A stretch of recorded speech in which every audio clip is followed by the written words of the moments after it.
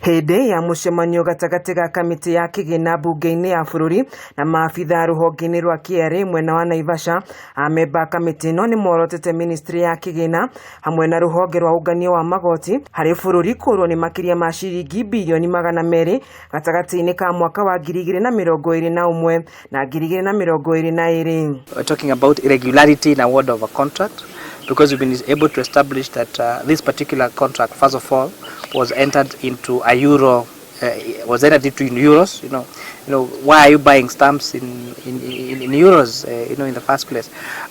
But maybe for good recourse, they have been able to negotiate a stamp that we were buying at 1.8 shillings is now we are now buying it at 1 shilling.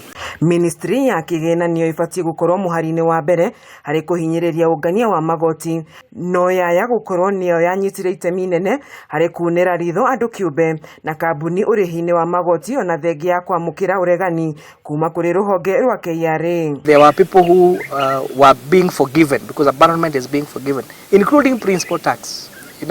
Someone had some institutions have deducted pay as you earn from employees. They do not remit, and they just given a chance to abandon. Some of these decisions for abandonment were challenged by the Attorney General. The Attorney General said, no, you cannot abandon these taxes.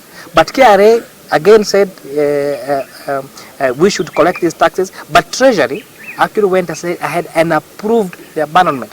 Mambo kama ile ushuru ya wafanyikazi kama PE, hiyo ni agency. Hatujajua ni sababu gani Wizara ya Fedha iliidhinisha wao kuondolewa kwa hiyo ushuru, ili hali ilikuwa ni jukumu yao kukusanya hizo pesa kupitia wafanyikazi kwa mshahara na kuipeana kwa walipa ushuru ama kwa KRA.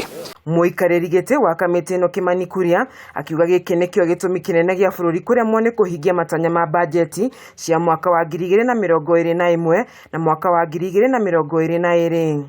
The information that we asked for Kenya Revenue Authority, or the exemptions were given, or the abandonment were given, we were not given that information.